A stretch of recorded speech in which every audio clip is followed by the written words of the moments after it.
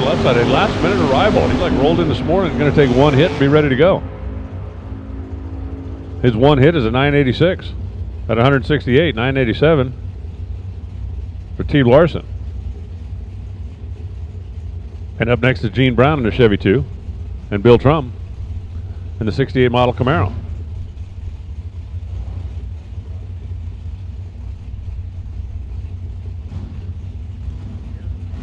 Are we back up?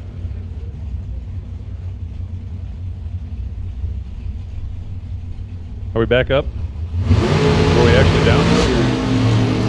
Whoa, hang on. Man, where was Bill going? Did you see that? I gotta give me one of those. This thing looked like a super stocker.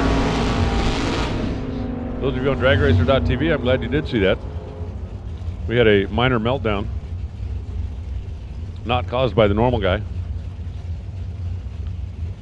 Gene Brown goes 993 at 162, 980, 146 for Bill after that thing did all kind of crazy stuff.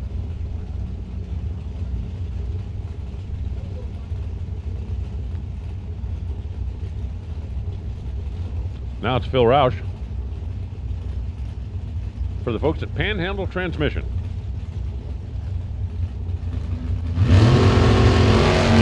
Dave Cowie. Wow, where's that thing going? Bill's car left and went right. It went to the center line and stayed on the center line and wouldn't come back from the center line, and he finally shut it off. Other than that, it was perfect.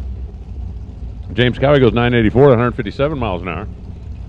And for Roush, he needs to get that straightened out before the next time we see him. Otherwise, he's going to be really short baby gators. He'll be done and get his t-shirt. The t-shirts, by the way, are here. If you have not yet got a 2020 Baby Gators t-shirt, get them while they're hot. 2017 Ford's a pair. Big Block Chevy's a pair. Rick Swank, left side. Wayne DiAgostino in the right side.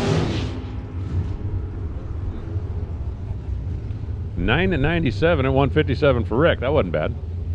Dwayne goes 10-200. Huh? He's 003, but then 3/10 off the dial at the top end. Ron Orban now in the Vega. Charlie Kennepick on the right side, and the topless Corvette that finished third in the world last year.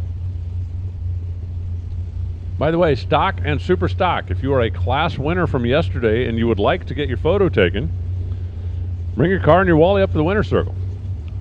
Alex is down there right now. Rhonda's down there right now. Great time to say cheese. You don't have to, but I mean, come on. You won class at the Gators. And you can come up right now if you'd like. Make it happen. 987, 168 miles an hour for Charlie. Ron goes 994 at 153. Ron Lower in the Cullis, and John Winters. 13 model, man, that's pro mod style, isn't it? That Chevy Camaro over here on the right side. That is a wildly modified coupe.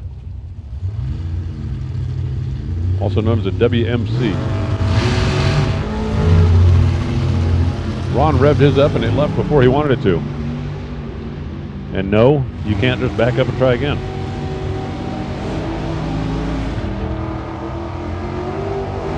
.992, 140 miles an hour for John Winters. Ron's going to get nothing because his car moved before the tree.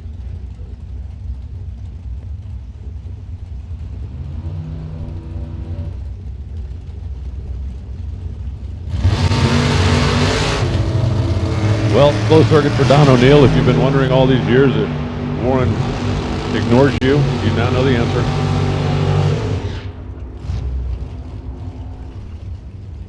Tony Thompson is really hugging the center line down there doing 998, 150 miles an hour. James Justice goes 1001 at 141. And that'll bring up Chuck Westcott in the Beretta. And Jeff Jensen, Team Scruples.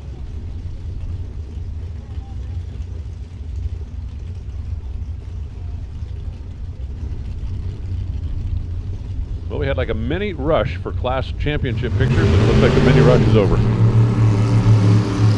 There's no waiting right now. Bring your car. Bring your trophy. Fix your hair. Put on your face. Picture time. Chuck West got 985 at 160 miles an hour. Mr. Scruple goes 992 at 165. And here is Jay Sapelka in the 84 Dodge Omni with 500-inch motor. What would that thing have had when it left the factory? I mean, 1984 four-cylinder would have been what, like 72 horsepower or something? It wouldn't have much. And now it's got like double that, maybe triple. Bruce Johnson in the right side with a 604-inch big block. Yeah, that should be enough to run 9.9.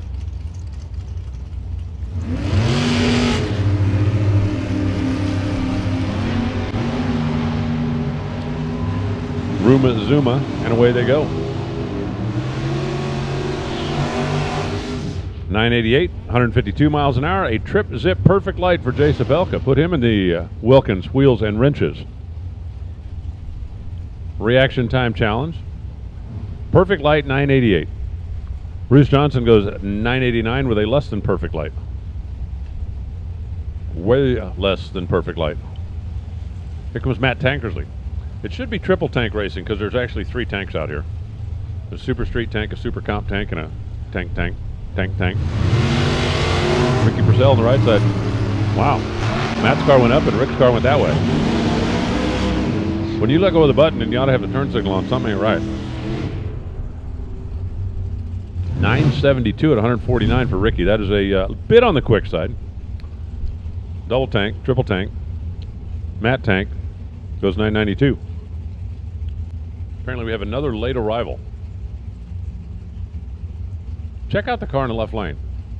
Can you get it any lower? I mean, that baby is stealth and down and just got here. Dale Harrison's been here. Dale is a printer out of Sanford, North Carolina. I'd like to order a box of $100 bills, please. What? How do you know he's not the guy that prints them? Where was that car going? Well, it ain't going anywhere now. 986, 163 miles an hour for our new arrival. Dale Harrison, after going red and going dead right and chattering around out there, slows to a 1545 at 66 miles an hour. By the way, for the record, I was kidding about wanting a box of hundreds. Jeez. I don't want a suitcase. I don't want a box. I want a truckload. 2 semis worth. Bob Schaefer and I like the way you think, a warehouse. Bob Schaefer in the 57 Corvette. And Larry Radel. Don Davis built 27T Ford.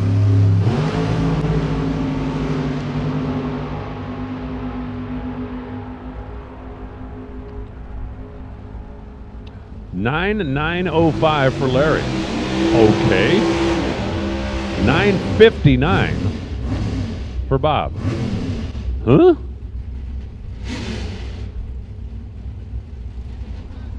Here comes the pig farmer's dream. Tell me this, when's the last time you saw a Dodge Rampage pickup? Not counting that one. There are not a whole lot of those things still around. Jamie Kelly on the right side in the 86 model Daytona. I wonder if that would have been somebody's pro stock car back in the day. Possible.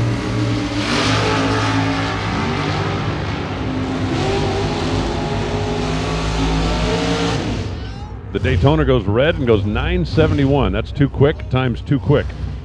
Dwight goes 997 at 153 miles an hour. Wow, how many cars do we have come in today? I mean, I'll grant you that like most of these guys don't need 47 time runs, but still. Jerry Norton in the 27T Ford. He's on the right side. Does that look like a 27? Yeah, kind of. I guess it's a different version of the 27.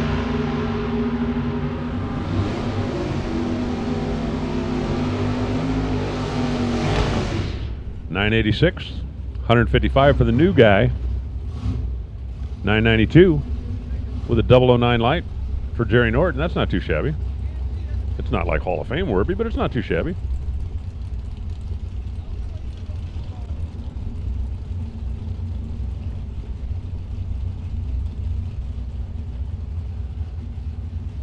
Oh, come on now. I know that car was here yesterday. That's Matt Mellerson in the truck. Corvette, I don't know.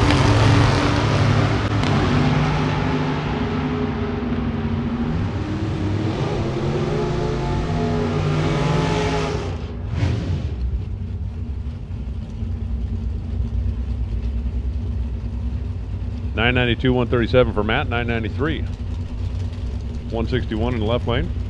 Here comes Craig Porter in the Mustang out of Henry's Wrecker Service.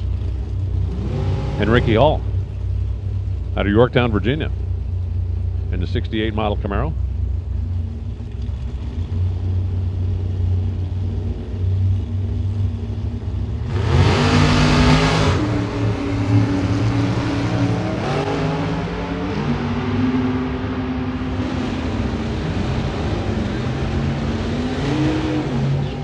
Got another winner circle taker.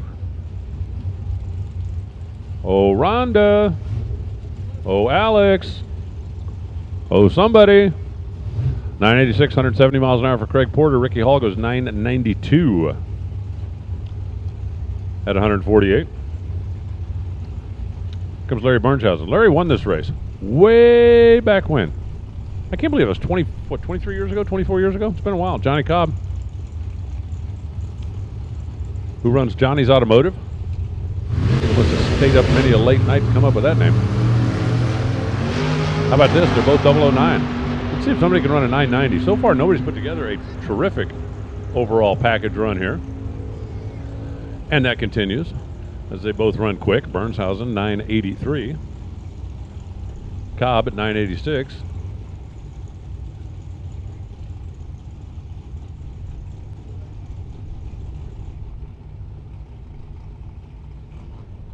Tim Parker and Jeff Chandler up next.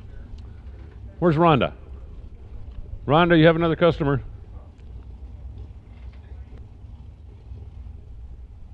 Rhonda is on the way. Tommy, she's on the way. She'll be right there.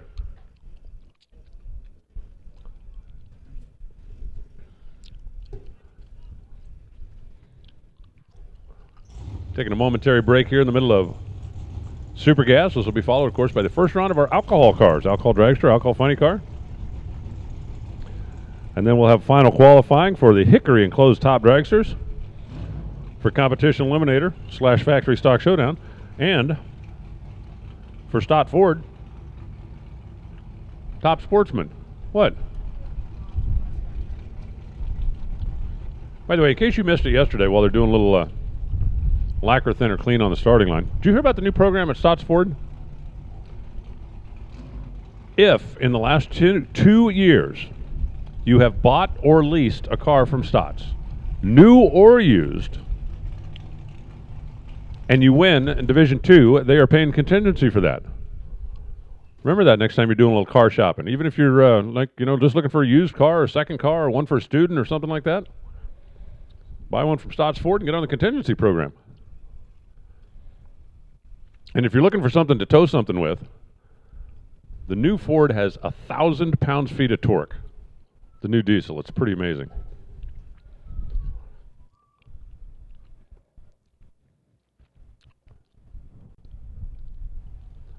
Pretty amazing.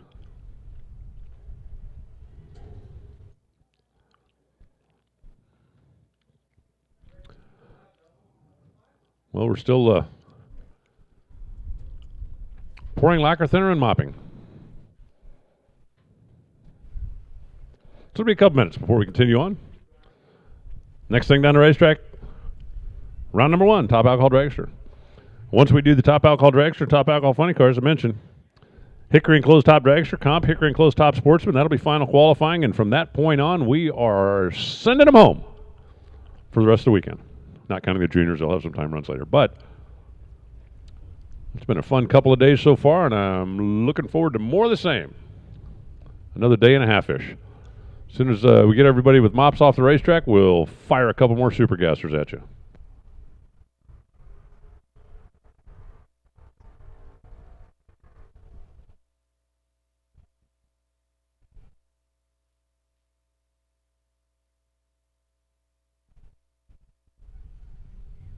Racers, when it is time for your next race trailer, built the way you want without compromise, look no further than Vintage Trailers.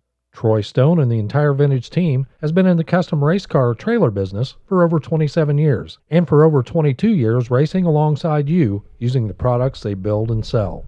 Vintage Trailers can put you in exactly the right equipment, whether it's with living quarters, bath facilities, traditional rig, or a stacker, with over 24 designs in-house or built to your specifications. No matter what the need for you, your team, or your entire race operation, Vintage Trailers has what you need.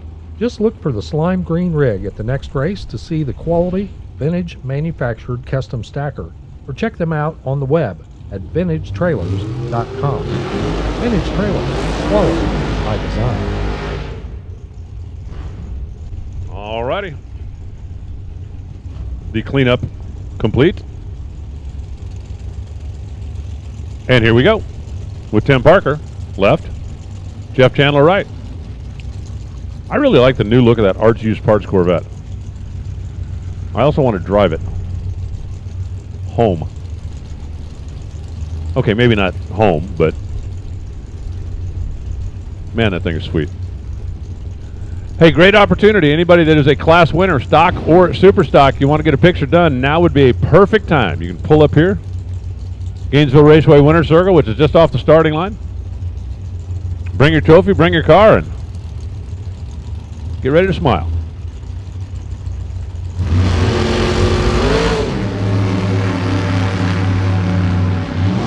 They are 1 thou apart on reaction time.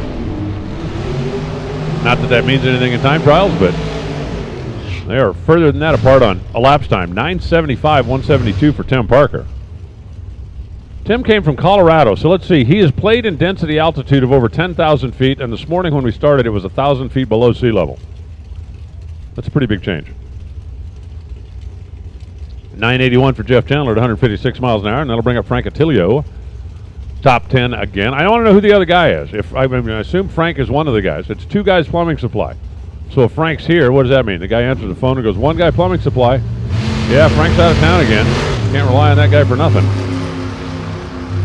What if the other guy's out of town? Then it's like no guy's plumbing supply? David Griffith is perfect. Perfect. And then 984 at 162, but that'll get him in the Wilkins wheels and wrenches. Reaction time challenge, 989, 170 miles an hour for Frank. By the way, since Sandy Wilkins is here this weekend, especially if you had a perfect light in Orlando, if you don't have the decal, you can go by and see Sandy and get that taken care of now.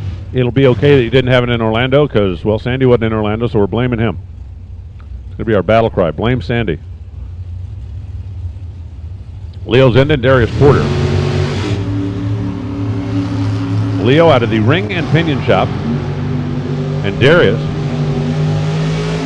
occupation is listed as executive. Wonder if that means he gives executive orders. Because I'm the boss, that's why. 987, 167 for Leo. 985, 161 for Darius. Brings up Van Arnold in the 63 topless Corvette Roadster, and Sergio Santiavina, the Express. You gotta admit, those AMXs are cool. Really cool. Extra cool.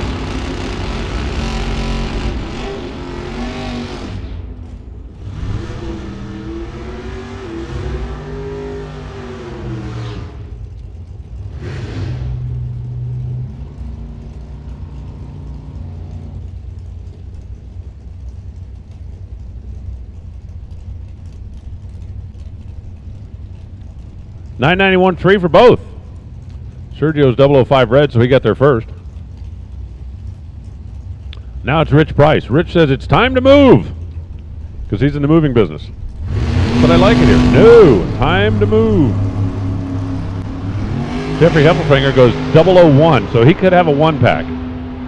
He could have a something. We still have not had like a great overall package run, and we still have it. 997 at 160. Rich Price goes 996 after being red. And that'll bring up Chris Lewis in the Camaro, and Charlie Stewart in the brand new Charlie Stewart race car built 58 Corvette. Man, that thing is beautiful.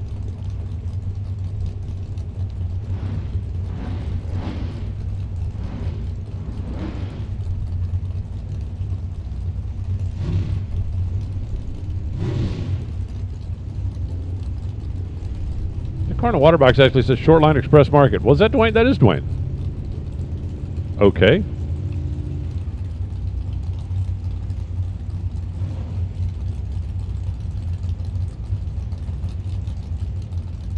Maybe sponsoring a guy in Division 2 makes sense because there's thousands watching the live feed from Las Vegas. That's what I'm thinking. That's what I'm thinking. Could happen. 989, 169 miles an hour for Charlie Stewart. 987, 161 for Chris Lewis. We have a pedestrian on the racetrack at 1,000 feet. And now we don't. We have Michael Handress. Michael out of Brooklyn, New York, racing in Florida with sponsorship from a Las Vegas company. I'm telling you, it's a guy who can market. And John LeBooth, the reigning Division 2 champ, former world champ, all around tough out.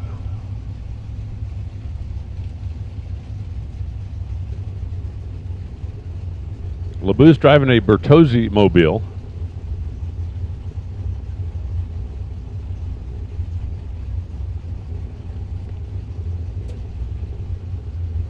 And Handress very gently bumping in as his sponsor watches closely. 004 light, that's a good way to show off for your sponsor.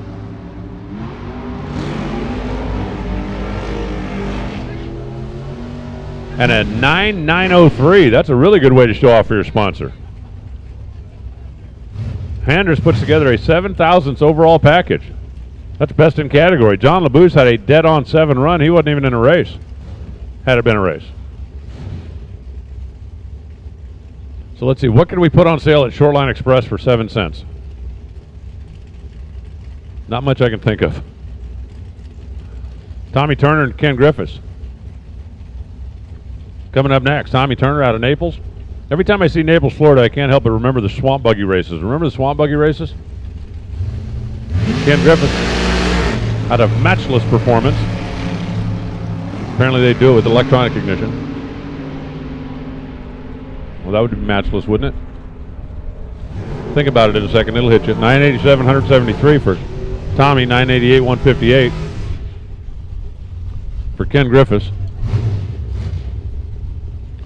And here comes Jason Kennedy, the former division champ.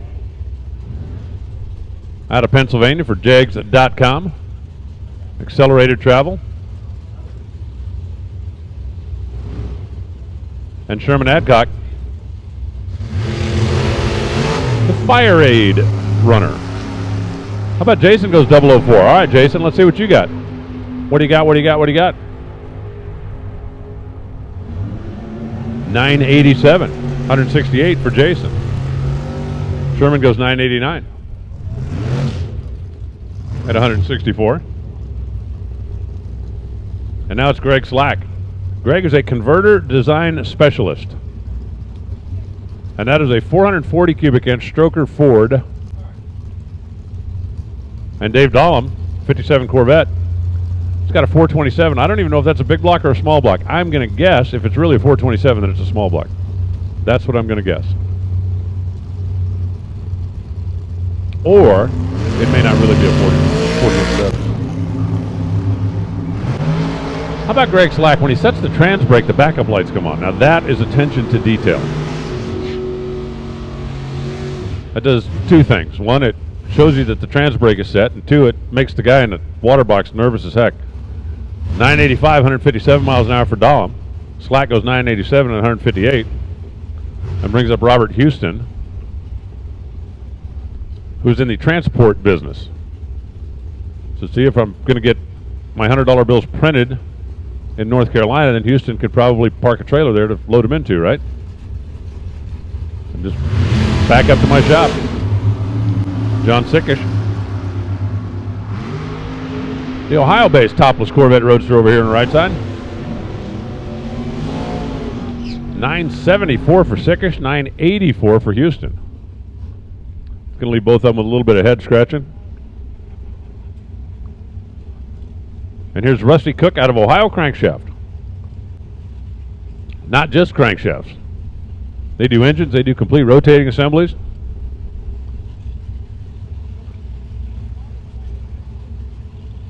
They can make it happen.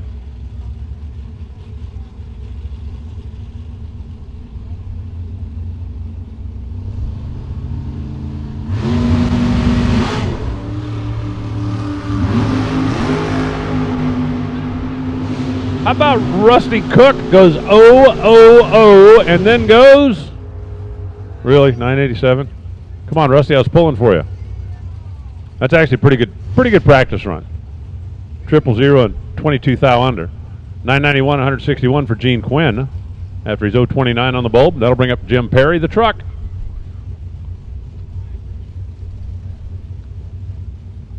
The Heartbeat Racing Team.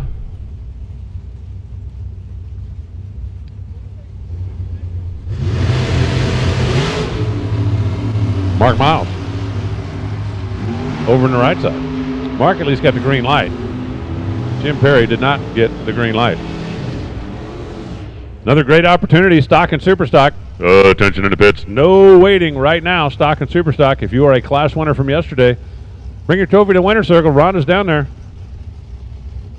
983, 172 for Perry. Mark Miles goes 988, 169. And in what might be the most significant news to come out of Gainesville, Ray Miller got his brake light fixed. It was driving me nuts the other day that he had a brake light out, and now he's got it fixed. That's the power of the microphone.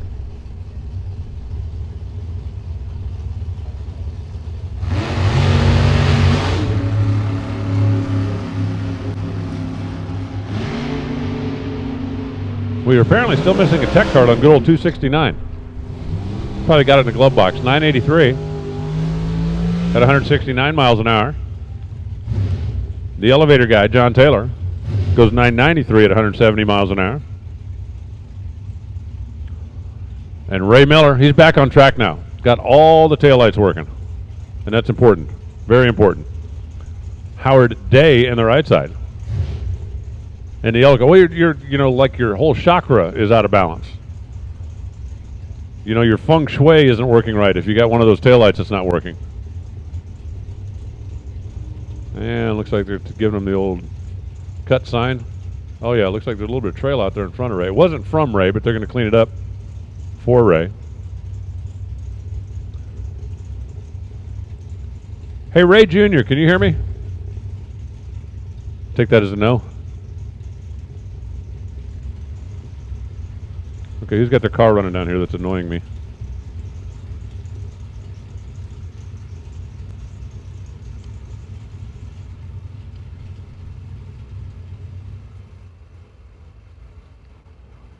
The way they're dusting at it, it's got to be either fuel or water down there on the racetrack, but either way they want to make sure they get it good and dry.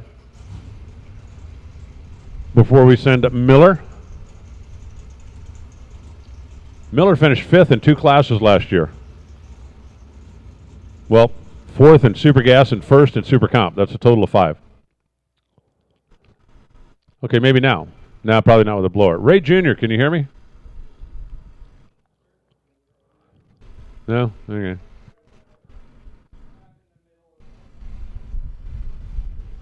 Be careful, those are addictive.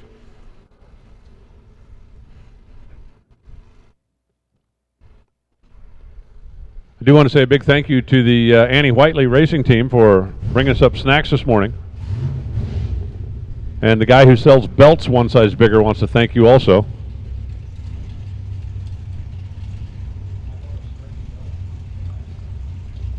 The chocolate peanut butter snacks are exquisite. As are their chocolate chip cookies, if you've ever had a batch of those babies straight out of the oven. It's like, okay, they're better when they're warm, so it's important when they bring them to just eat 900 of them before they cool off. Miller hits the tree at a 004. Let's see if he can couple that together with a 9.90 something. 993. 172. But look at both the brake lights working. Isn't that better? 991. At 168 miles an hour for Howard. And now it's Al Walker, the landscaper, from start to finish landscaping. That thing's cool. The Trans Am, it's even got the Phoenix Firebird on the hood. And Nicole Stevenson, the corn dog gypsy on the right side. Well, her mom is the queen, her dad is the king, and she's the gypsy. Makes perfect sense.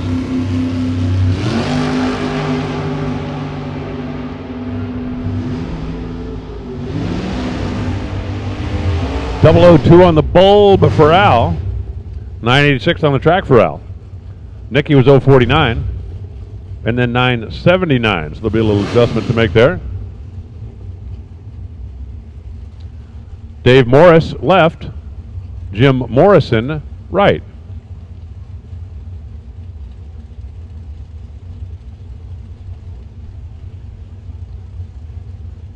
How about the Opel GT with a 540-inch big block in it? Because, well, why wouldn't you? Why wouldn't you?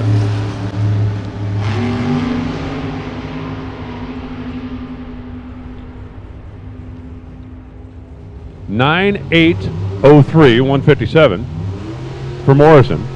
Morris runs 9904 at 175.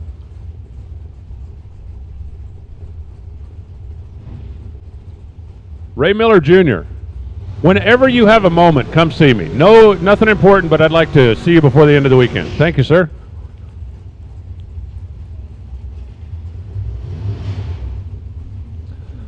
That'll bring up Jim Weber in the Corvette and Michelle Furr in the Corvette. Oh, that didn't help much, did it?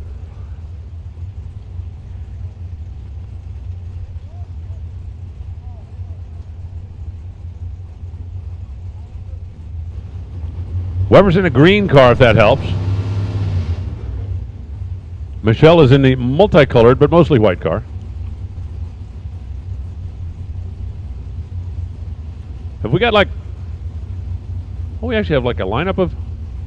Look at Rhonda doing business, just like knocking them right in and right out.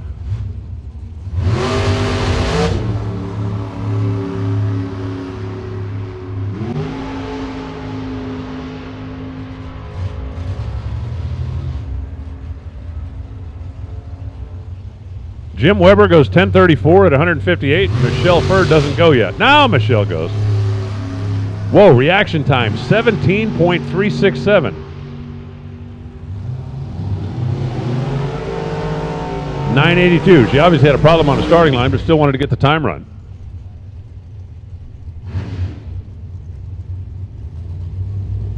And since the reaction timer is independent of the elapsed timer, you can do stuff like that if you necessarily need to. Listen up in the pits. Attention in the pits. Stop Alcohol Dragster. Need you in lanes for round number 1, please. Alcohol Dragster, come on down. Now it is Steve Furr, no relation to Michelle Furr, who just went down the racetrack. Steve in the 68 model Camaro, and Lauren Freer, who is not related to anybody named Furr, as far as I know.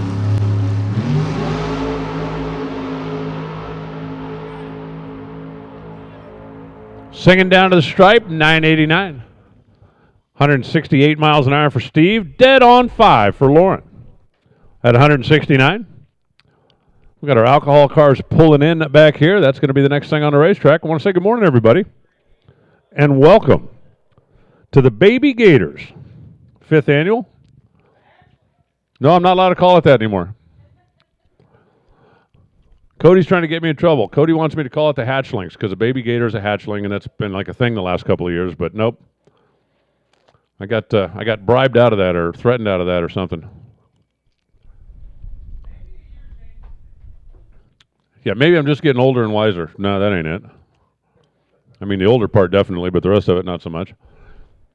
But I want to welcome everybody. I want to welcome everybody also who is following along on NHRA.tv or on DragRacer.tv. We set an all-time DragRacer.tv record yesterday for viewers online, and that was awesome. We're at almost 7,000 already this morning. We had over 30,000 yesterday, and that's cool. It's nice to know that people are tuning in around the planet to keep track of us. There's a lot of racing going on in this part of the world right now. Of course, the Door Slammer Nationals in Orlando, and they're running pretty good up there. Of course, when you look at a density altitude factor of below sea level, you better run good. I've also got the NMCA down in Bradenton this week. And, of course, the March meet, which is not in Florida. It's about as far away from Florida as you can possibly get, but a lot of racing activity going on this week. Next weekend, the eyes and ears of the world and a whole lot of feet are going to be right here when we come screaming in here for the 51st annual Amalie Oil Gator Nationals. Last year's event was really something, and we're going to top it this year. I don't know how yet, but we'll figure out something. We always seem to. I'm going to take a break, catch my breath, and let Warren do some stuff. We're about 6 or 7 minutes away. We're going to kick off Alcohol Dragster round number 1. They qualified yesterday. They are racing for real right now, and that's going to be next. Alcohol Dragster looks like they're in the lanes. Alcohol Funny Car. Alcohol Funny Car, come on down. We need you to the staging lanes, please.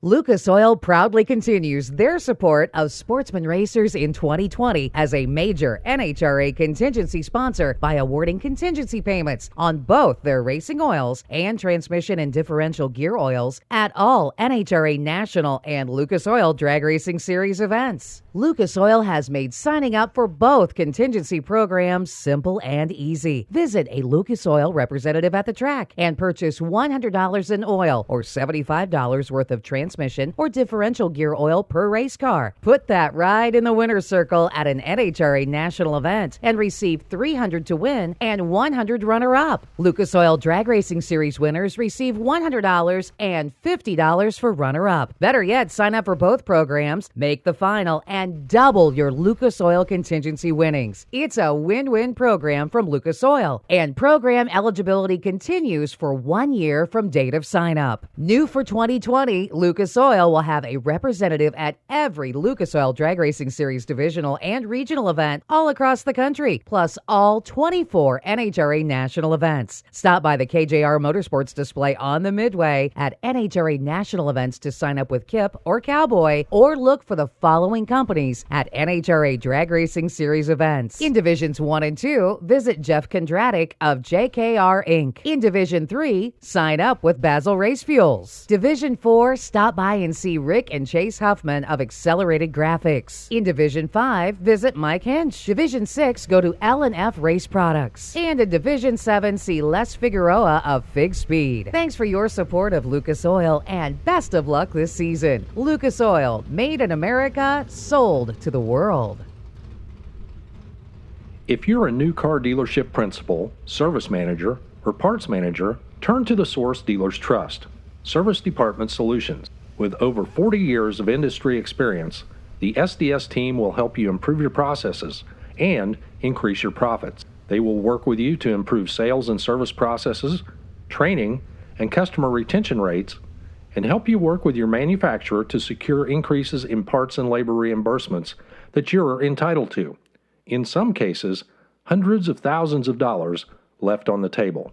Service Department Solutions helps dealerships nationwide, and they can help you too. No upfront fees, no hassles, and no risk. Call them today at 412-651-2356 or visit them online at servicedepartmentsolutions.com. Service Department Solutions, the source dealers trust.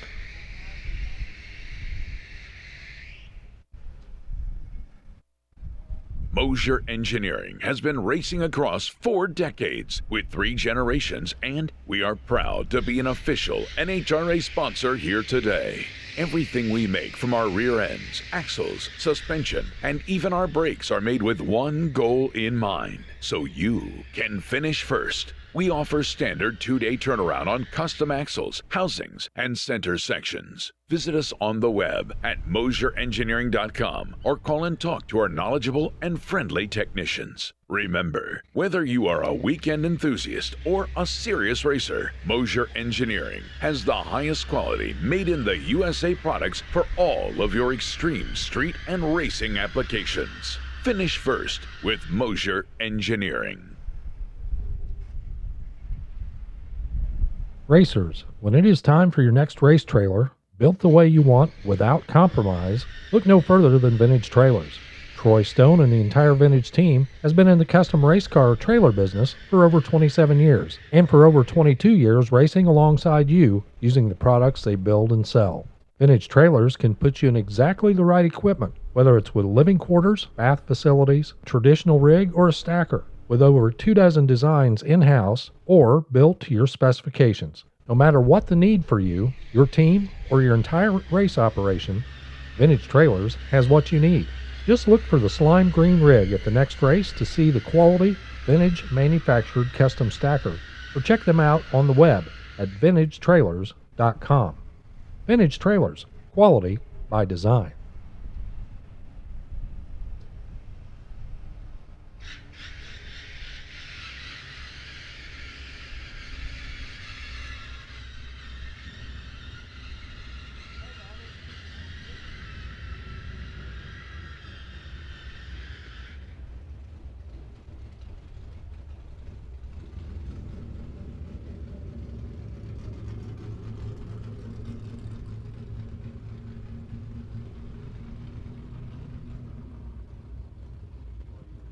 Alcohol funny car. Alcohol funny car. Need you to the staging lanes, please. Alcohol funny car to the staging lanes.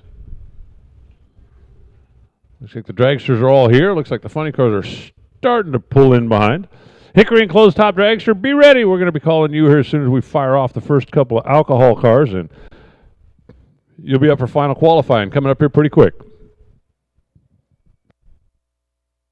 It's not too late. Call, text, email, carrier pigeon.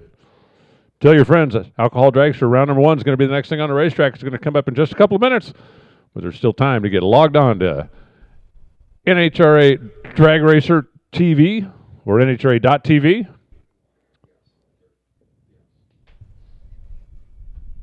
DragRacer.tv or NHRA.tv.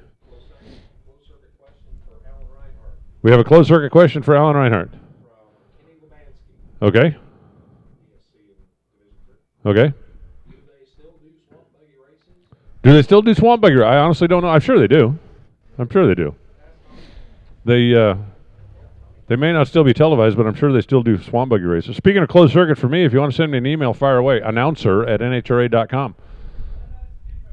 I don't monitor it live, so if you need an answer in the next 2 minutes, you might want to dial 911 instead. But if you have a question or comment or something you want to share, send it to announcer@nhra.com, and I'll get back to you.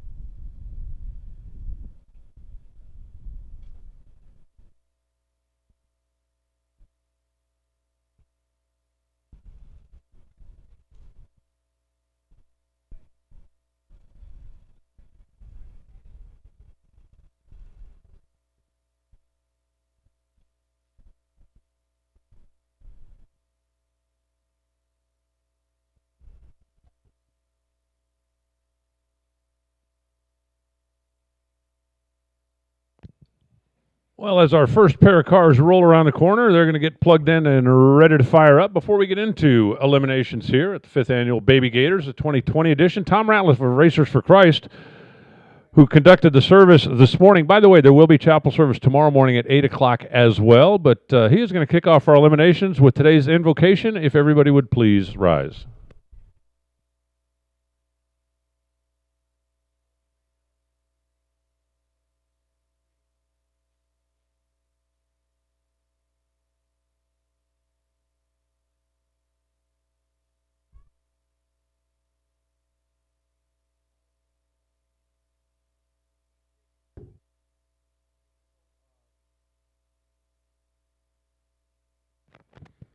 technical difficulties. Tom Ratliff with our invocation. Many of you know, many of you may not know, but this past week, our director, Rich Schaefer, laid his father, Ollie, to rest. He passed away on the 28th of February. They laid him to rest on March the 3rd. Ollie was a cornerstone, really, in the world of tractor pulling. He started off pulling tractors and pulling sleds himself, and then decided to make a big improvement, began building sleds, and created the sled that is probably still used to this very day. With great regret, we say goodbye to him, but I want to honor him with a moment of silence at this time before we say our prayer. So in honor of Ollie Schaefer, let's bow for a moment of silence.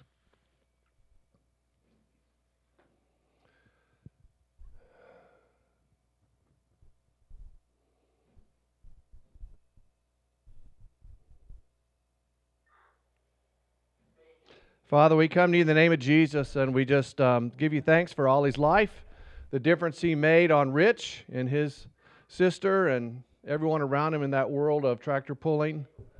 And we just thank you that he is safely home with you. Lord God, we just today we lift up our competitors, our racers, and ask for your mercy and grace to be upon them, that you would look after them and keep them safe as they do their best to win, as always.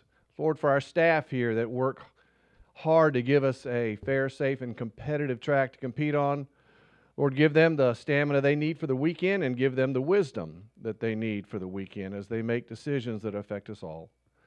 Father, for our men and women in harm's way, both here and abroad, Lord, we just pray that you would have mercy on them and give them victory, bring them home. Our nation, Lord, as it struggles to find its way to unity and find its way into the future, Lord, I just pray that you'd have mercy on us and that you would direct our steps in a direction that truly will be a blessing to the world and other nations even. So, Father, we just commit this event in your hands, and we trust those things that are out of our control into your hands and give you thanks. In Christ's name we pray. Amen. Please remain standing. If you have not yet removed your headgear, this would be a terrific time to do so before we go into competition, our national anthem.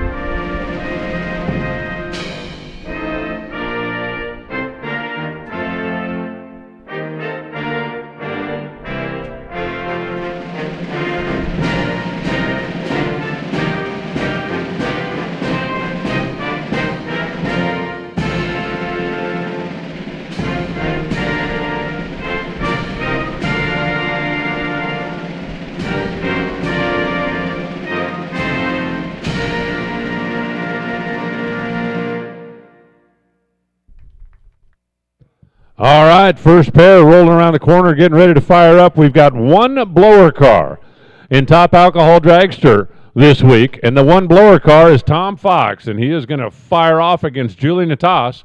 First pair as we get set to go into eliminations with Top Alcohol Dragster. It is a crisp, brisk day here at Gainesville Dragway.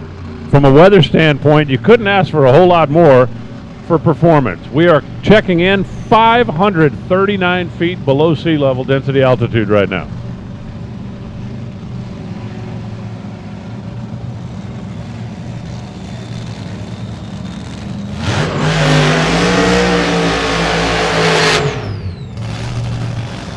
There's Tom Fox warming up the tires on his machine as Julie Natas. They started on gasoline, switch it over to nitro, and she will now roll up into the burnout area. That is a Randy Meyer fielded machine, and For Randy, it's almost got to be like a weekend off, just running one car here this week.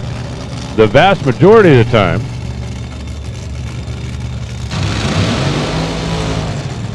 They've got a couple of cars running out of that trailer and in competition. They won in Belrose a week ago. This car with Rachel Meyer at the controls. You notice a difference in burnout style, a difference in fire-up style. It's a little longer routine for the alcohol car, and that's why Tom started his routine first. Crew chiefs will get together back in the staging lanes, discuss this, go, hey, how much time you need, okay, well, we'll do it this way, and I'll start, and then we'll wait on you. And the objective is for both of them to be easing up to the starting line, ready to race at the same time. Now, in qualifying, you're looking at the number 4 and 5 cars. In theory, closest race we would have. Natas qualified in the number 4 spot. Tom Fox in the number 5 spot. Josh Hart led the way in qualifying yesterday in a brutally quick field that saw Mick Steele anchoring the 8-car field after 11 cars came up and made an attempt. First pair, first round, you're going to hear Tom Fox rev that baby way up before he pulls in. And here comes Julie. That's not a bad way to start, huh? Not for Tom. Check out the math. 5:19. And I think the blower belt flew off of it down in the shutdown area. Look at the crew on the starting line. 272 miles an hour.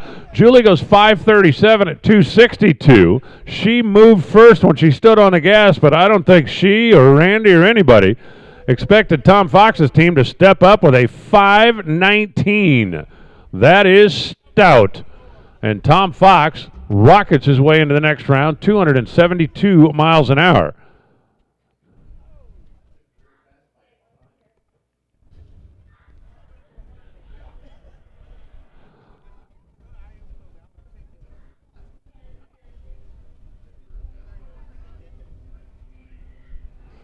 Tom Fox just ran his career best by 6 full hundredths of a second. That's them in the van as they head down there. They ran a career best speed last night and a career best ET today. Nice job, guys. And that's taken out one of the meanest injected nitro cars on the planet. 5.199, 272 for the win for Fox. Surrounded by injected cars, huh? Yeah, bring them on.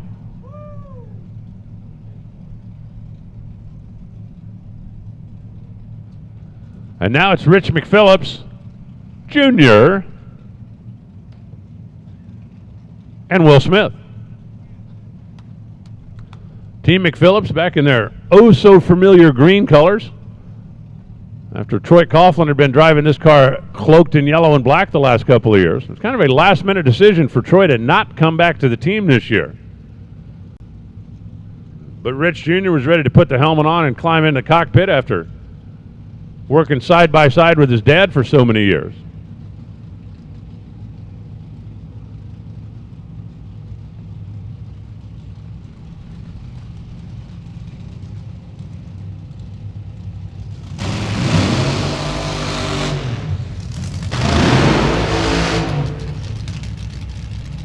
Over in the right lane is Will Smith driving for the Harada family, Dave in particular.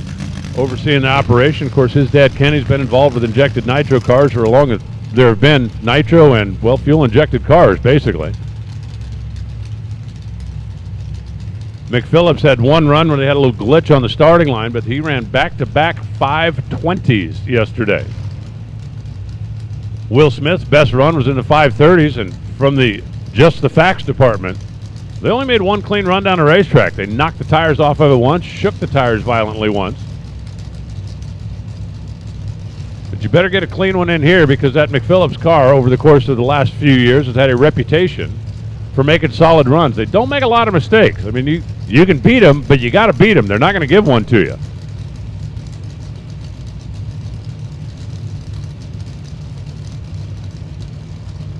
Listen up in the pits. Attention in the pits. Hickory enclosed top dragster. Need you to the lanes, please. Hickory enclosed trailer top dragster. To the staging lanes, please, for final qualifying.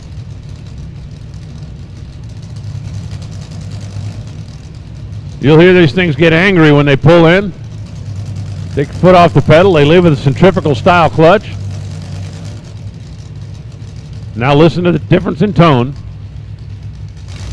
There we go.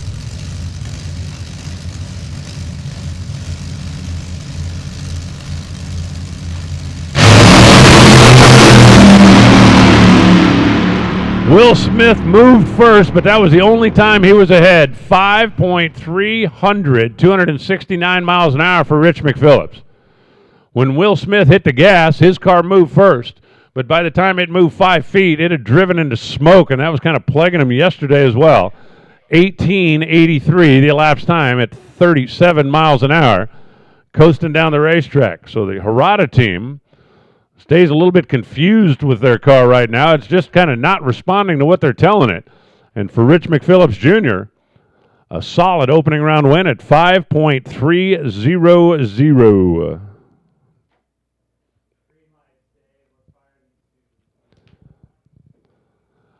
That'll bring up the number one qualifier, Josh Hart, on the left side of the racetrack.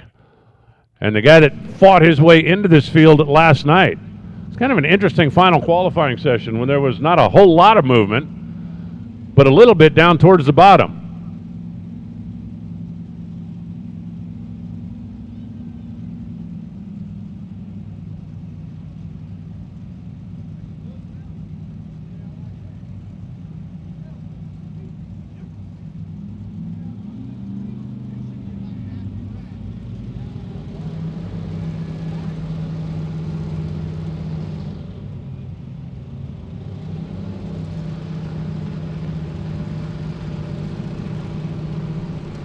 Here comes Josh for the Burns Speed Shop, folks at TechNet.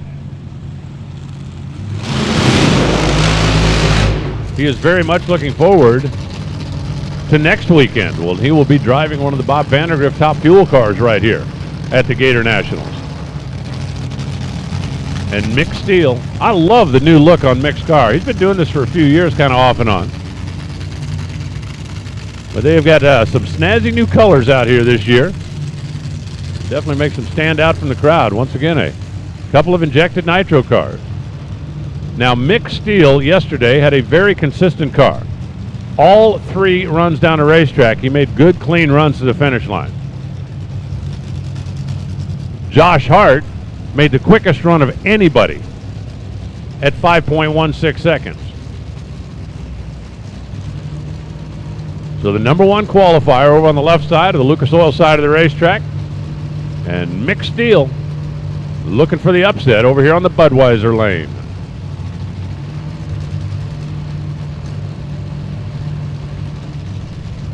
Winner of this one gets Tom Fox in the semifinals. Josh Hart's car is kind of driving around a little bit, and it's kind of hurting itself down at the other end, but it still gets there. 518, 276 miles an hour. Mick Steele goes 531 at 272. Mick makes his best run of the weekend by 1/10 of a second, but just wasn't enough as Josh Hart dips back down into the teens. You could see that thing black tracking. It was rattling through about 300 feet, moving around, a little smoke out of the pipes at the top end. But Team Hart, at 5.18 seconds, they now have the quickest and second quickest run of the weekend. And that 5:18 will be lane choice over Tom Fox's 5:19, although I have to tell you, I have not seen anything that leads me to believe lane choice is a huge advantage here. Remember, last year was when they resurfaced Gainesville Raceway. Concrete from here to past the scoreboards. And while lane choice might give you a psychological advantage, ain't nobody going to get beat because they were in a bad lane. There simply is not a bad lane here at Gainesville. Jackie Frick and Jeff Chatterson are our final pair here in the first round.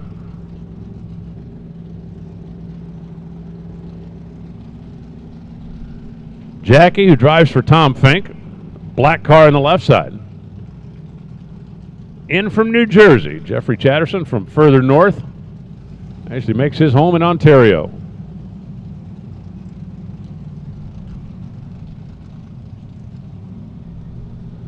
Now in qualifying, again, I'm not telling tales out of school. This is from the Just the Facts department. Jackie Frick's number 2 qualifying run was a solid 5:19. But that was the only time that she pulled the parachutes in 3 tries. And Jeff Chatterson's car was not the most consistent machine on the property either.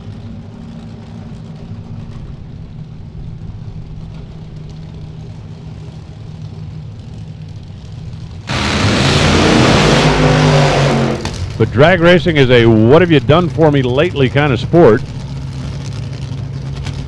And what matters is what happens right now, not what happened yesterday.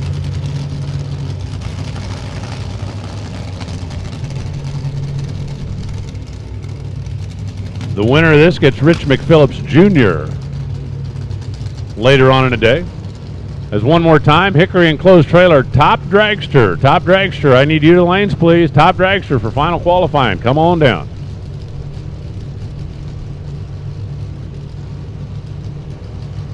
So we've seen a career best run out of one driver. We've seen the second quickest ET of the weekend. We've seen a little smoke. We've seen a little rattle. We've seen a couple of good runs to the finish line.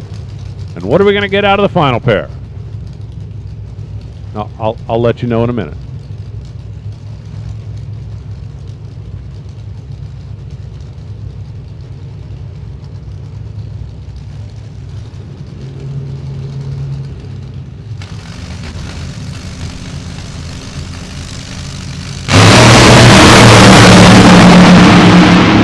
That's a pretty good side-by-side run. It's better if you're Jackie. 5:25 to a 5:27. Jackie Frick wins it. 276 miles an hour for the win, 275 in the runner-up. Jeff Chatterson made a good, solid run, his best of the weekend by 1/10.5. And he still comes up a little bit short. So Team Chatterson, that's a nice-looking run, a big step up from yesterday, just wrong place, wrong time. And for Jackie Frick at 5:25, 276, she will race Rich McPhillips Jr. in the next round. So our semifinal set in alcohol dragster, Josh and Tom on one side of the ladder, both the drivers in the teens, Jackie and Rich Jr. on the other side. And now our alcohol funny cars pull up.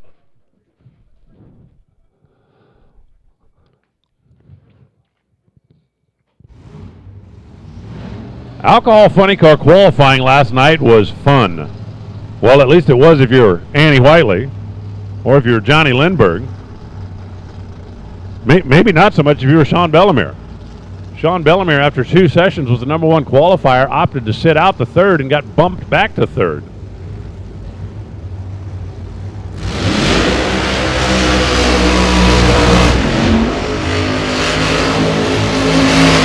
Now that is Ulf Leanders in the right lane. Ulf Leanders actually didn't qualify yesterday. But Josh Haskett, unable to answer the bell here this morning, and Ulf goes in as an alternate. And I guarantee you, Annie Whiteley's team is not looking across the racetrack going, oh, we got an alternate. This should be easy.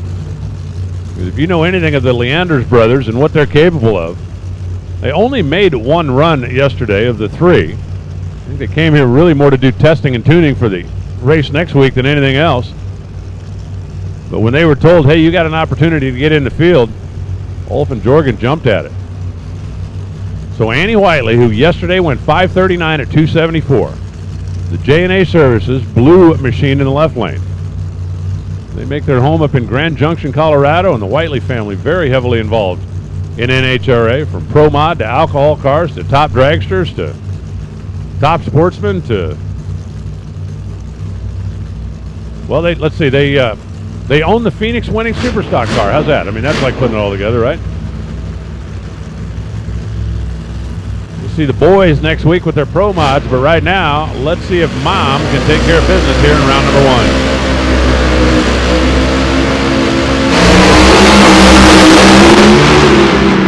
Leanders had to give it a quick pedal, and he is out of the race. And he goes 5.430.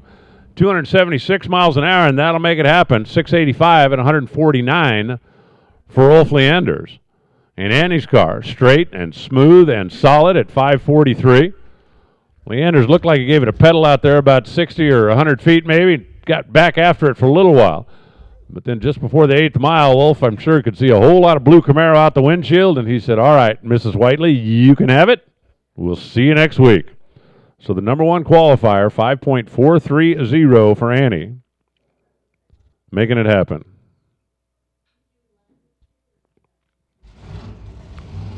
And now it's Johnny Lindbergh and Rob Feister. Johnny Lindbergh, who's driving one of Brian Haug's cars for Cascade Truck Bodies, Ram Trucking.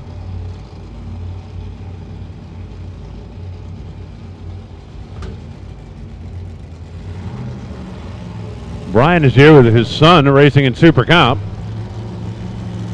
Also got a top dragster in the field.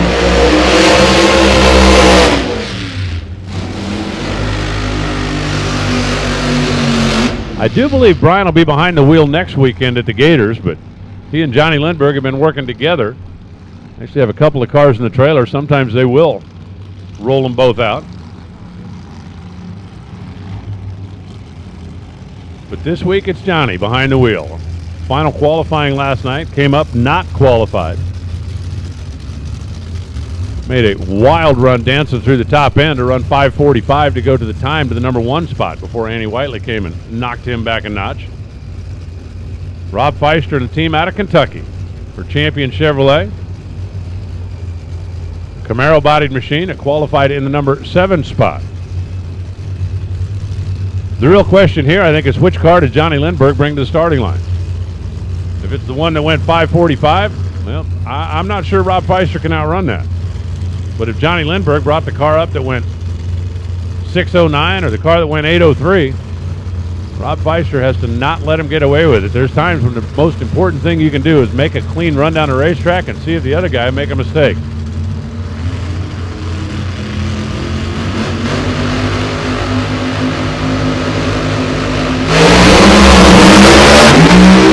Both of them have to pedal it. Feister's off the throttle, and Johnny gets away with a 572 at 264 miles an hour, 806 at a $133 for Rob Feister. And I got to believe those guys are thinking about what might have been. If they make a clean run down the racetrack, they got a legitimate shot of outrunning Lindbergh. When both of them got in trouble out there, had to pedal, Johnny's able to recover, and he will take that Cascade truck body machine into round number 2. 572 at 264 miles per hour.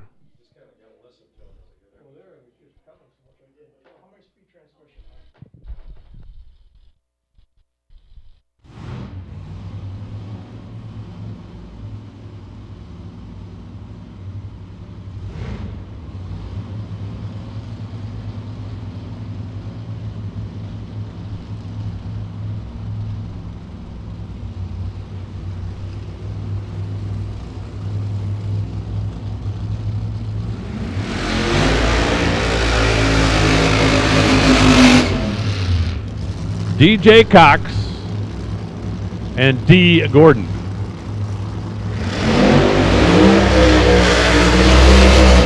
The DXI construction team out of Maryland. Solid top 3 finish in the region last year. And Doug Gordon finished 6th in the world. If Doug Gordon could ever win a race, man, look out, because the first time he wins one, I think he's going to win 8 in a row. That Beta Motorcycles team is solid. And they have been knocking down rounds like for the past 5 or 6 years. They just need to get over the hump. And it started off again this year out in California when I don't think there's a whole lot of question that they had the best car on the property out in Pomona. And in the final round, a broken transmission cost them an opportunity and let Aaron Rochon get his first ever national event win.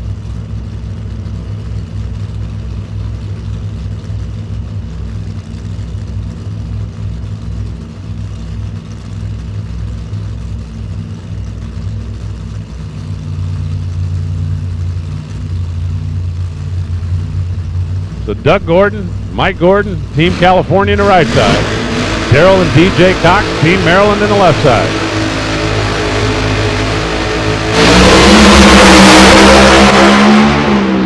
DJ's off the throttle. Doug's making the best run he's made all weekend. 5:48, 268 miles an hour.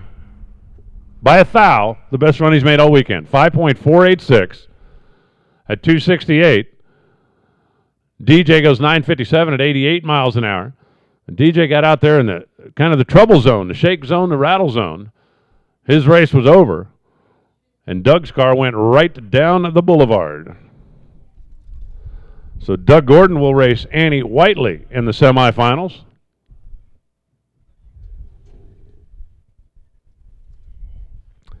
And we're about to find out who's going to race Johnny Lindbergh. It's going to be a champ. Either the world champ, Sean Bellemere, or the region champ, Matt Gill. Sean Bellemere driving the Bartone Mobile. I said it yesterday, I'm going to say it again today. Take a really good look at the car in the left lane. They have a new look, kind of the matte black and copper or gold.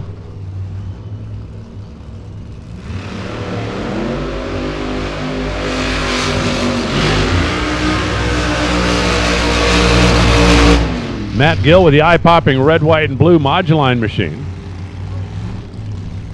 It's a solid runner. Second-generation racers, a pair. Both of them got introduced to the sport by their dads.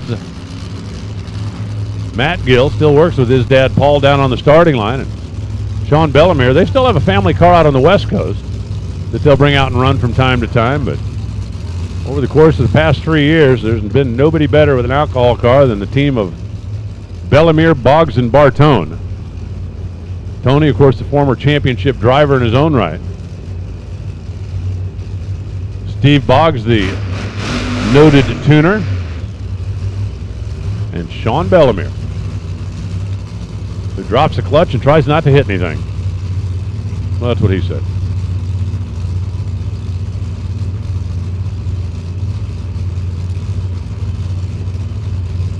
So the region champ in the right lane. They actually hail from Massachusetts, but they are the Eastern region champions. And Sean Bellemere with the big gold number 1. Winner gets Johnny Lindbergh.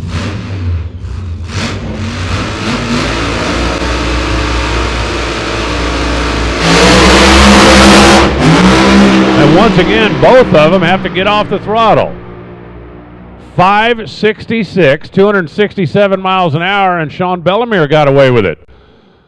Matt Gill, 12:41 at 64 mphs. Matt was really hot on the tire from the time he dropped the pedal. Sean got out there about 100 feet or so and shook and rattled around about the same place Johnny Lindbergh's car did. Bellemere pedals, recovers, goes 5:66 and wins. Gill, unable to recover, goes 12:41, and we'll see the Moduline car next week.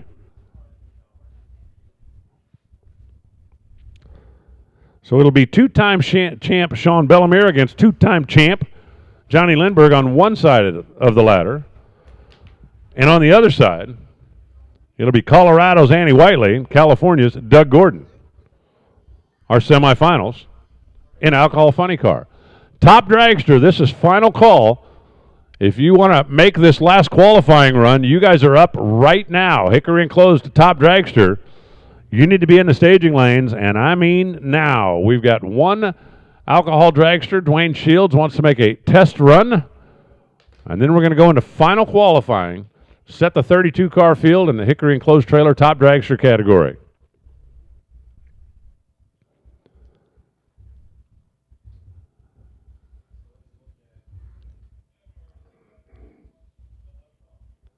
So Dwayne Shields, who ran a best yesterday of 5:44 to come up 100th of a second short of the field. Wanted to come up and make a test hit before going into the Gators next week.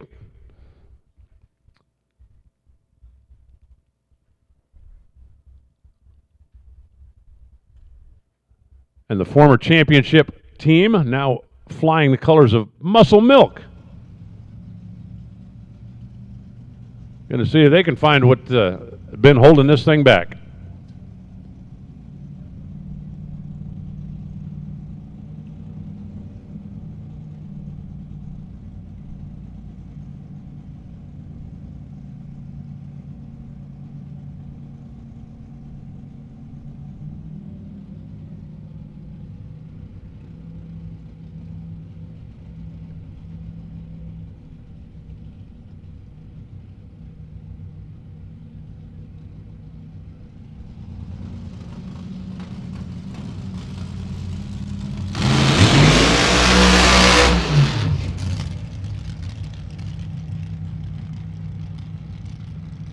Wayne Shields working without the hands-on assistance of Dana Hopewell this weekend, although they are in close contact, I'm told. And I do believe that Dana will be here next weekend with the team, but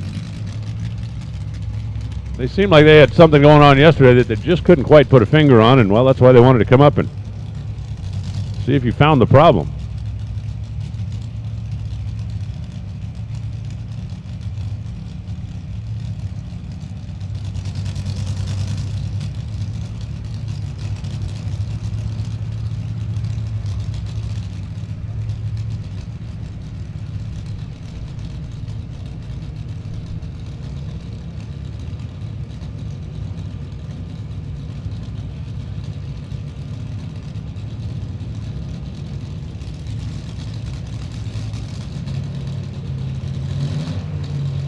We should know before it gets to the end of the yellow paint.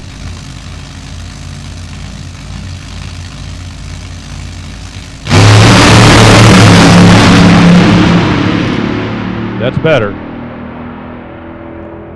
Where was that yesterday? 522, 279.79 miles an hour.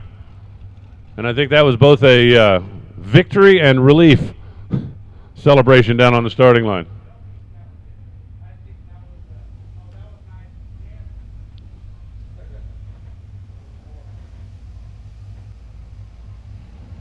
So we're going to do a quick lap around the trailer, or around the tree with the tractor out there a couple of times, and then it's going to be top dragster, final qualifying. We will set the field for round one of eliminations, which will take place later on today, but Hickory enclosed trailer top dragster is out next.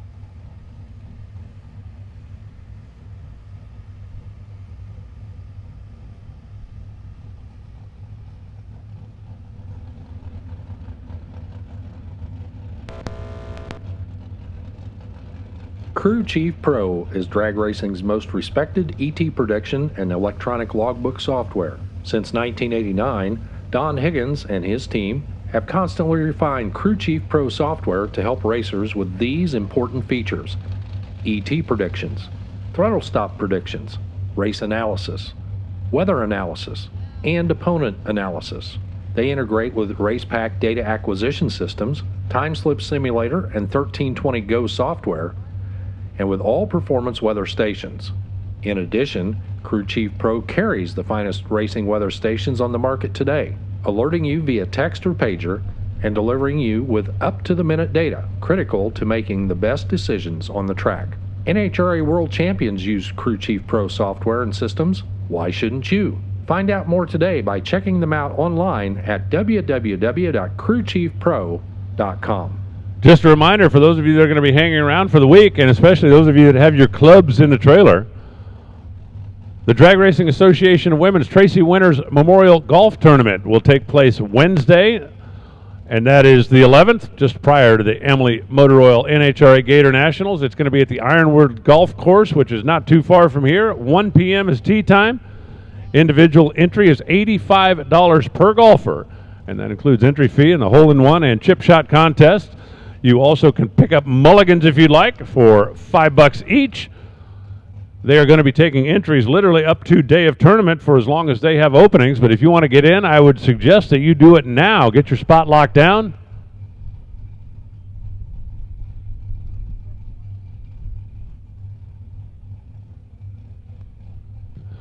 If you get in touch with Mark Young in the Stock Eliminator pits, he can get you locked in, or you can check out the Draw Online, and it is drawonline.org.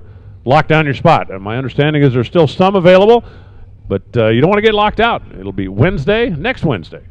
Go out and chase the white ball around a little bit before you start your qualifying and time trials for the Gator Nationals.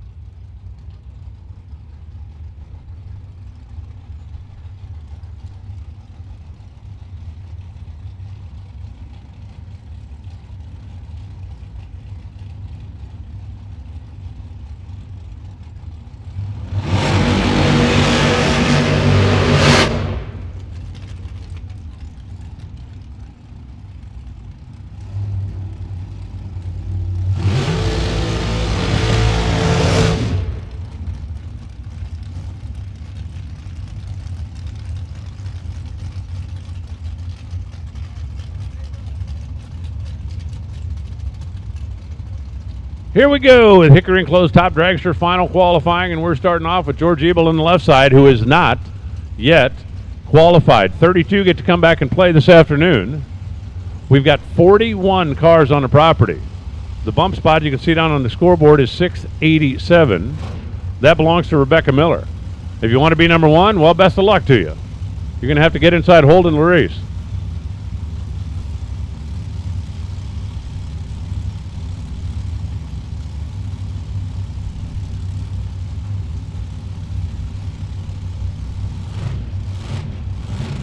John Toulis over on the right side, currently sitting in the number 23 qualifying spot, so he's in and probably comfortable. But George, got to do it now. Puff, puff, 691. 191 the speed. George picked up from yesterday, did not pick up enough. John Toulis knocked the tire off as soon as he let go of the button. It goes 1269. At 79 miles an hour, but it's not nearly as painful for John because he is already in the field.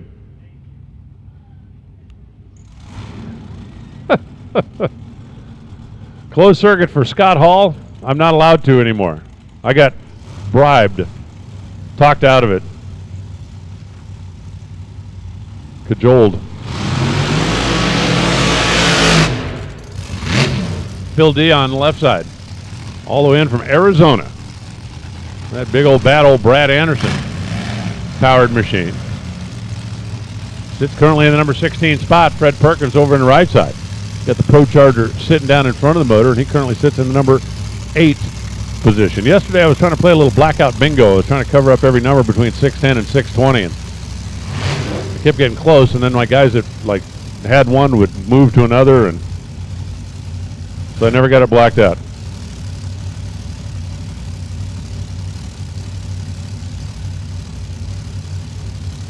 I'm giving up on it now. Don't start that again. No, it just took me all night to get over my depression after I failed yesterday. You know, it's kind of like when you're at bingo and you got it all filled in except one and somebody else yells.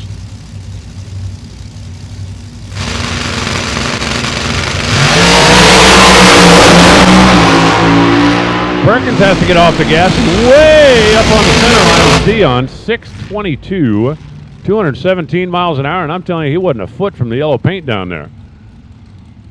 He's already in with a 621, so he's not going to change anything. A 1225 at 63 miles an hour from Frederick Perkins.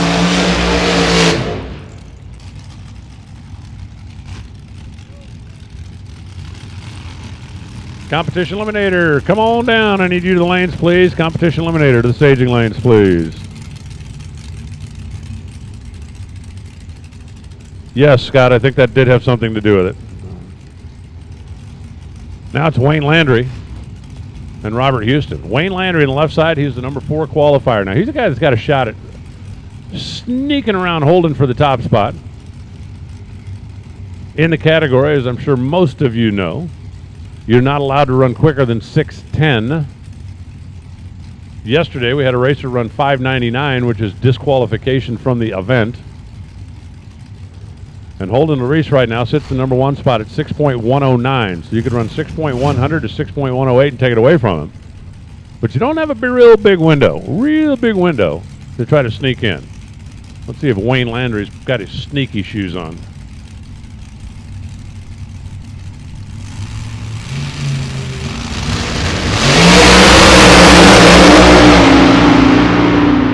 Both of them with a good, clean pull to the finish line stripe. 6:14, 225 miles an hour. Landry's consistent, but does not improve. 6:24 at 198 for Houston, who will also stand on his run from yesterday. The weather out there is pretty darn good right now, and I have a feeling there might be a couple of guys that are concerned if you try to go for the 6:10 and miss it by a little bit, that you could end up in the penalty box. We are still 400 feet below sea level of density altitude right now at Gainesville Raceway. Now it's Alden Miller in the left side, and he is not yet qualified. He's run 691 and 692. I would like to refer your attention to the bump spot down on the scoreboard. Mike Gerlaccio on the right side is qualified, but he's not safe. He's sitting in the number 30 spot. And with 41 cars on the property, number 30 is not what I would call comfy.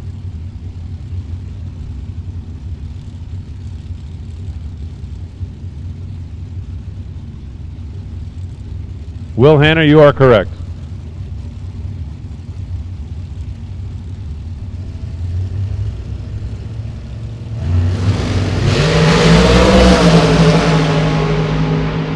So Mike trying to get a little insurance. Alden's just trying to get in. And they both accomplish their goal. Mike Gerlaccio goes 6:47. And he will move to the number 22 spot. Way safer than he was down there at 29. Alden Miller goes 6:66 at 198 miles per. And for now, he is in the number 28 spot. The new bump is Clint Riley at 6:83. Rebecca Miller just got bumped out, but she'll have an opportunity coming up. Robert May and Barry Brown on the starting line right now. Listen up in the pits. Attention in the pits. Competition Eliminator, come on down. I need you to the lanes, please. Competition Eliminator. To the staging lanes, please.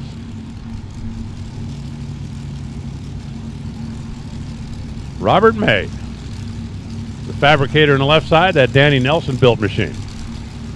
Sitting in the number 12 spot right now. And Barry Brown, a couple better than that. Looking at this field, holding the race at number 1 at a 6:10. Anthony Bertozzi is number 15. Anthony Bertozzi is number 15 at a 6:19. Smoke down there in the shutdown area. 6:53, 2:09 to a 6:24, 191, and neither driver makes a move there. Now it's Dennis Kitterman and Michael Callan.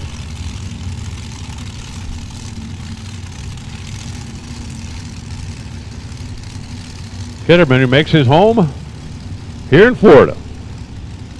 He's in the contracting business when he's not in the drag racing business. And Michael Callan out of New York, but he claims Division II. And finished top 5 last year in the Lucas Oil Championship Series. Again, Hickory Enclosed Trailers is the division sponsor down here for the top dragsters. Just pick your favorite power adder and have at it. There's no rule that says you have to have a power adder on your car, but you're going to be a whole lot more successful with one than without one, believe me. Believe me.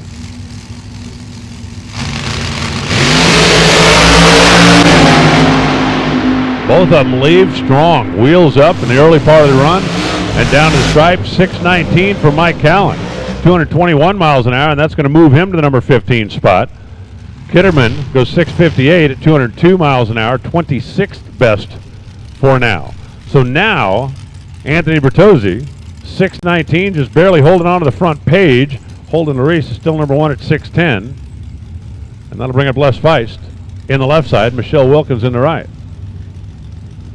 Now, Michelle is not yet qualified, and while I have all the faith in the world in Sandy Wilkins, unless they made some kind of big change to this car, I think that she's got a mountain to climb. It has a unique power plant. It's an RY45, small block Ford, no power adder, but they've been running this car a lot in the 8th mile, and it's kind of geared for 8th mile.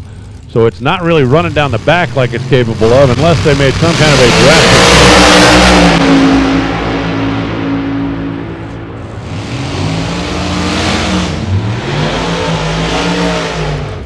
Michelle goes 7:12 at 184, and she will fall short. Les goes 6:18 at 227. He was already sitting pretty with a 6:14, and he will stay with that. That'll bring up Wayne Brooks on the left side and the aforementioned Anthony Bertozzi in the right.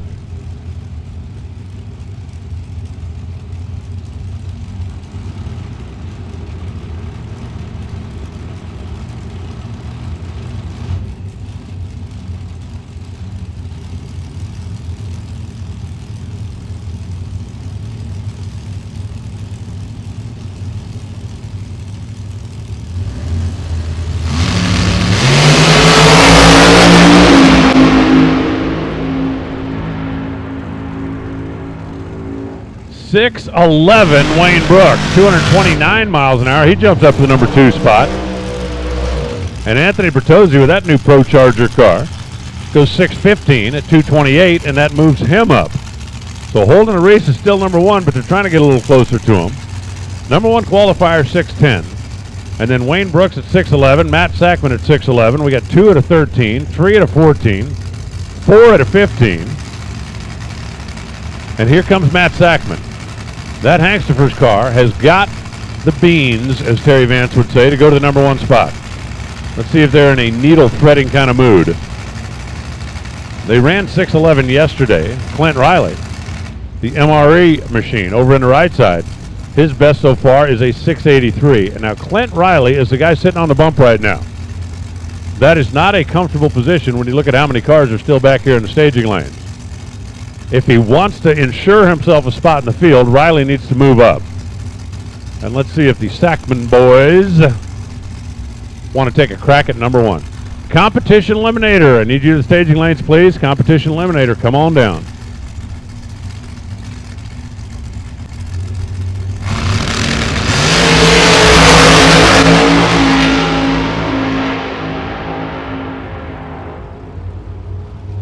.659, 196 miles an hour for Clint Riley. He picks up a bunch.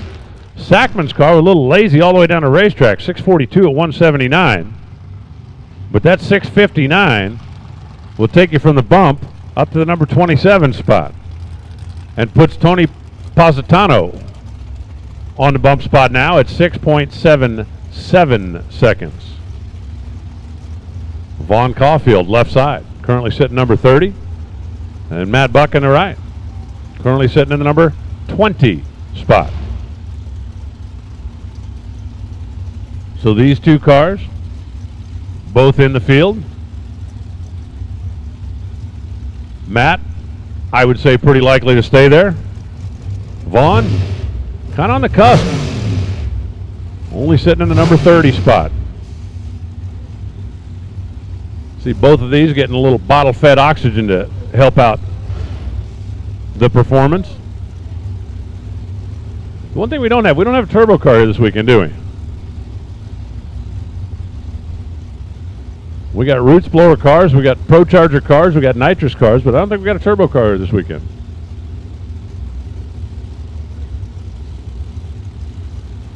Vaughn went in and did the old bulb thing, so we'll back him out and do this again.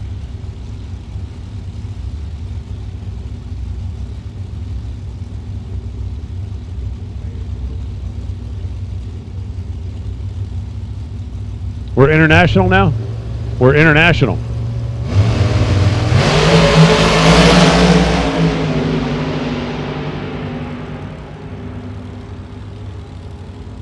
.671, 199, Caulfield. No help. 644, 209 for Matt Buck. No help. But Matt's 20th, Vaughn is 30th. For Vaughn, might not quite be nail-biting time yet, but can't be too comfortable, because here comes the guy that occupies the bump spot. Tony Positano in the left side. Out of Brandon Kitchen and Bath. That big old air pump sitting on top of his 526-inch Chevrolet would lead me to believe that he can pick up. Especially when I look down at my numbers and see that he ran 677 yesterday at less than 150 miles an hour. Now, Rebecca Miller on the right side. You remember Rebecca? She was the last one to get bumped out. So the car in the left lane is on the bump. The car in the right lane is trying to get back in. For both of them to get in, they have to outrun Rick Mills 6.770. I am reasonably sure that Tony can do that.